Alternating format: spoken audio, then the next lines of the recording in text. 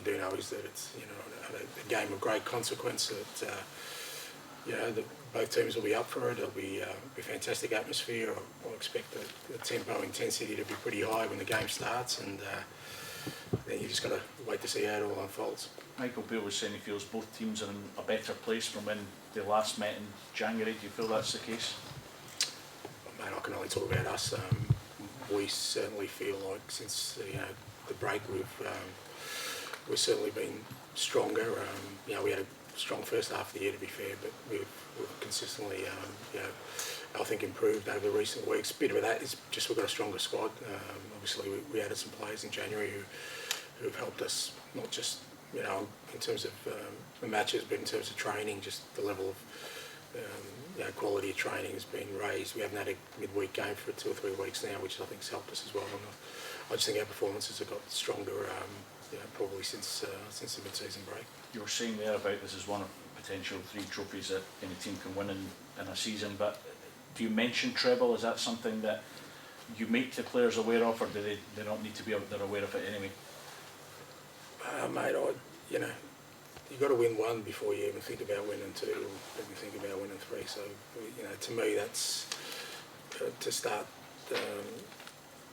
talking about stuff that is totally out of our control right now. All we can do is, like I said, prepare well and be ready for a big game on Sunday and try and win a trophy. Beyond that, come Monday, whatever happens, we'll have preparation for another game, and that's going to be our focus.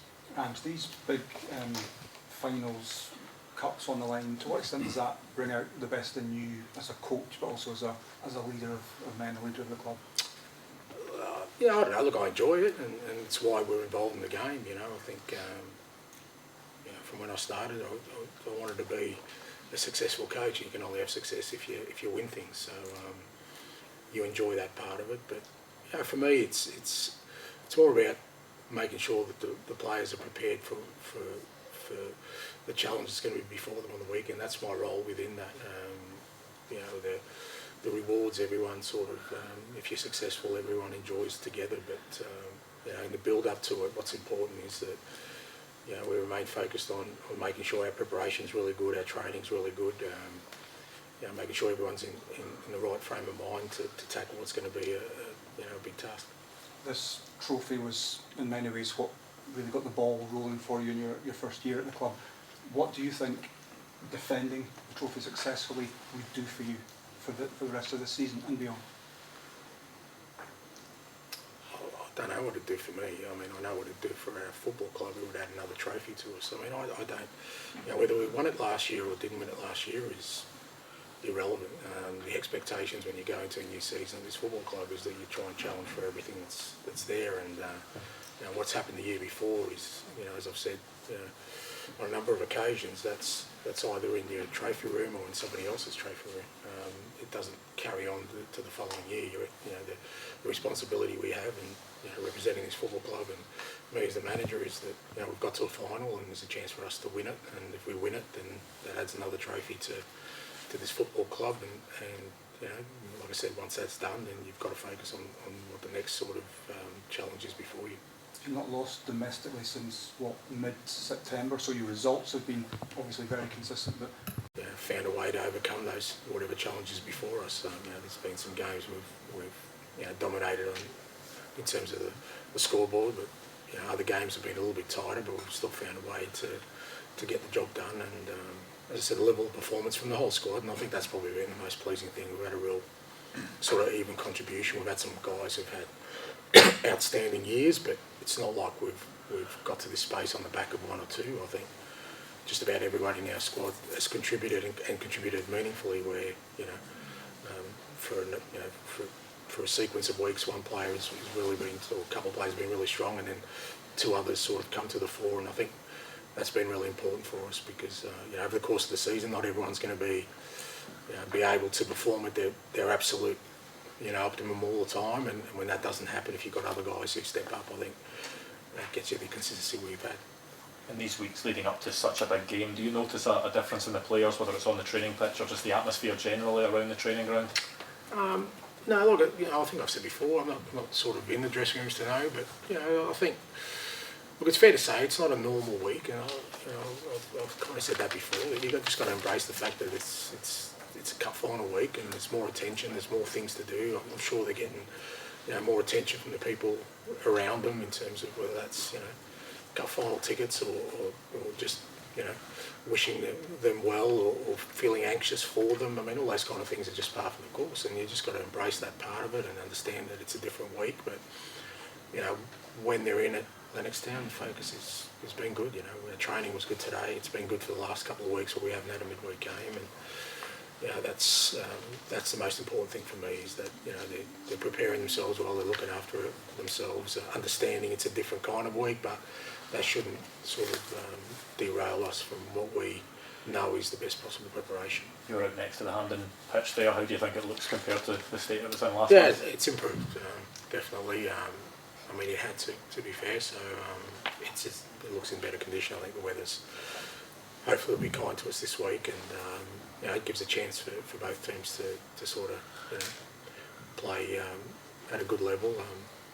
It's not just about the fact that the pitch stops us from playing our football. It's just that the pitch is part of the event. The stadium's part of the event. Everyone will be watching, not just in Scotland but around the globe, and you want it to be presented in the best possible light. You want our football to be presented in the best possible light in a cup final. The pitch is an essential actor in that in that event. So like I said, it looks like they've done a fair bit of work on it, which is pleasing, and so it looks okay. And just on that point, whenever people, whether here or across the world, talk about this derby, it's always about the passion and the fight. Yourself, Michael Wheeler, both coaches that talk about systems and working with technical players. Have you found that compared to different derbies that it does stuff to the players mentally, or it's harder to implement your system fully? No, I don't think so. I mean, I think you understand it. I mean, I'm the manager of the football club. I'm not a fan, so I'm not. Our supporters don't expect me to have the same emotions that they do going to a big game like this. They don't want me to be nervous and anxious or angry or whatever it is that they feel at any particular time. They want me to be under control and make sure that I'm preparing the team well. That's what they want from the team, and that's what we do. And I think that's the way we've approached all our games, and understand, like I said, even the games of consequence, such as the final, we've tried to go out there and play our football. Nothing really changes. Like I said, the intensity will be up, the tempo will be up for sure, the atmosphere will be great, all those kind of things, and you're dealing with human beings, so so all the boys will have their emotions heightened, but within that context, it's still going to play our football. I mean, ultimately, if we're going to be successful, that's what we need to do, and the players, as I said, for a long time, they've been pretty good at just whatever challenge is before us, making sure that the solutions they find within the football we play. The fans will be here in equal numbers. Does that enhance the fixture for you, or are you oblivious to that? No, I think it does. Yeah, I think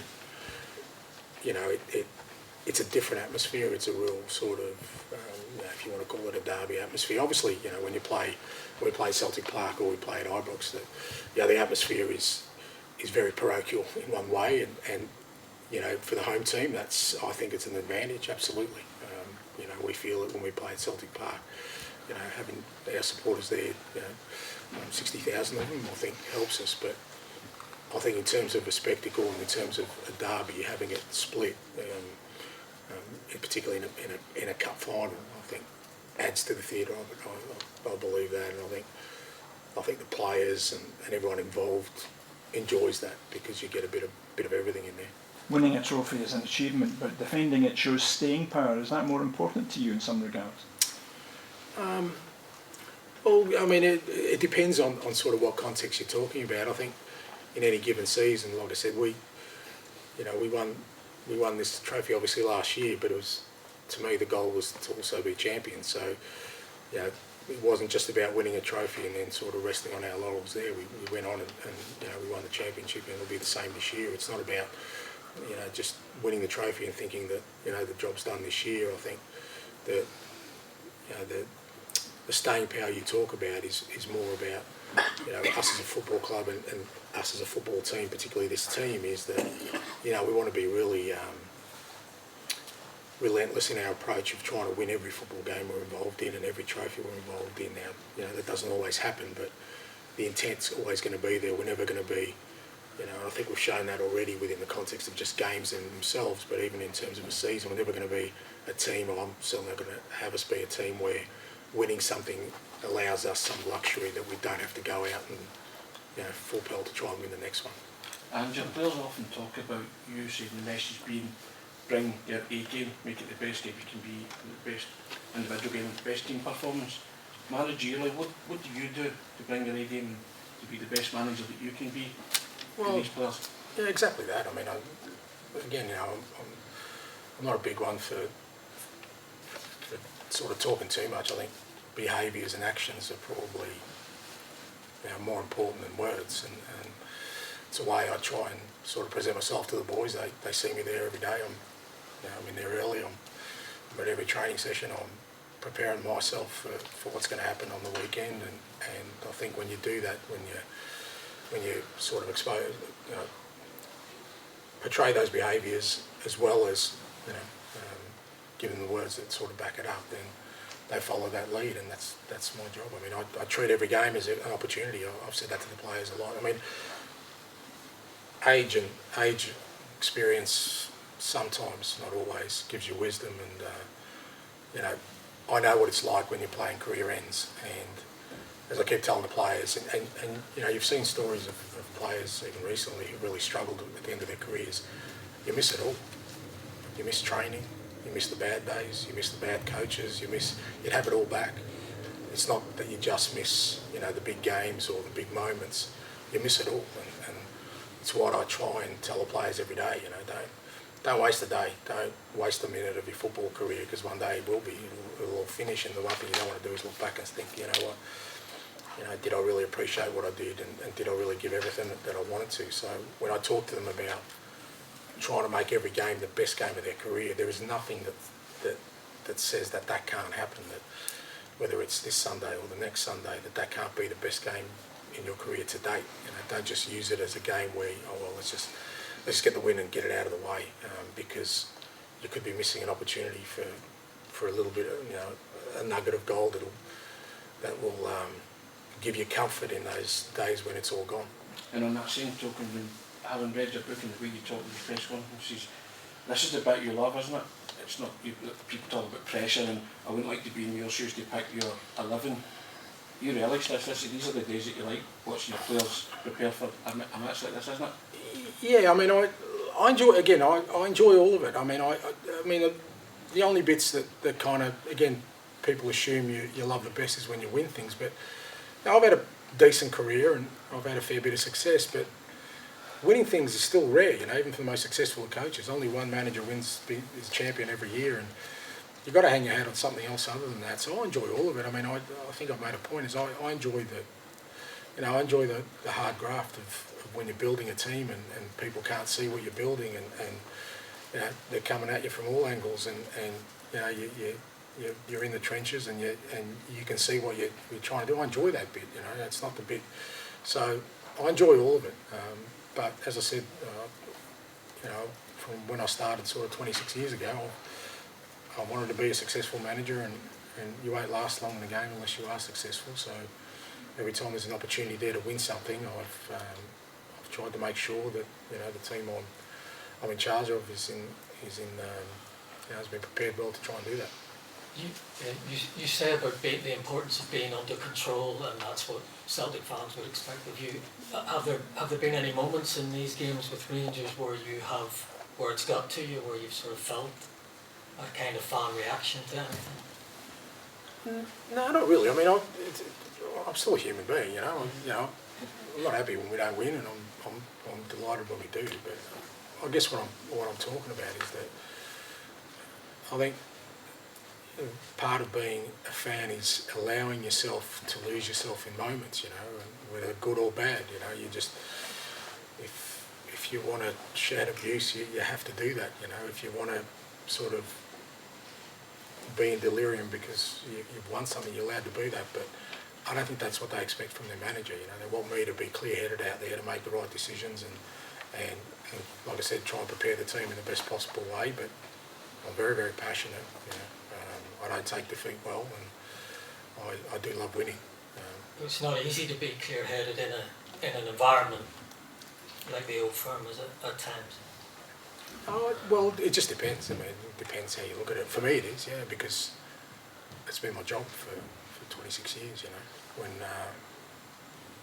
When a pilot lands a plane, he knows what he's doing. You're not making that up as you go along. So I'd like to think that after 26 years, I think I know what I'm doing. Okay, thank you. Thanks, guys.